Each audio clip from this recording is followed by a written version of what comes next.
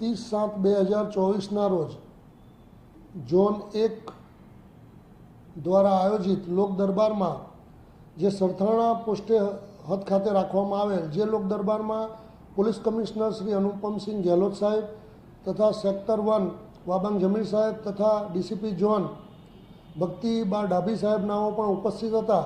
તે દિવસે સરથાણા પોસ્ટે વિસ્તારના વાલક વિસ્તારમાં રહેતા એક અરજદાર શ્રી સની અશોકભાઈ ભાયાણી, જેઓ પોતે હેર સલૂનનો ધંધો કરતા હોય અને તેઓએ એક દુકાન રોયલ ટાઉનશીપ વાલક ખાતે વેચાણ લીધેલ હોય, પરંતુ તે દુકાન અન્ય એક ઈસમ વજુભાઈ મોહનભાઈ કયાળા નાઓએ ભાડે રાખેલ હોય. અરજદાર તેઓ પાસે અવારનવાર જઈ અને દુકાન પોતે વેચાણ લીધેલ છે અને ખાલી કરી દેજો તેવું જણાવતા સામાવાળા ખાલી કરતા ન હતા. જે અનુસંધાને અરજદારશ્રીએ લોક દરબારમાં માનનીય કમિશનર સાહેબને રજૂઆત કરેલી.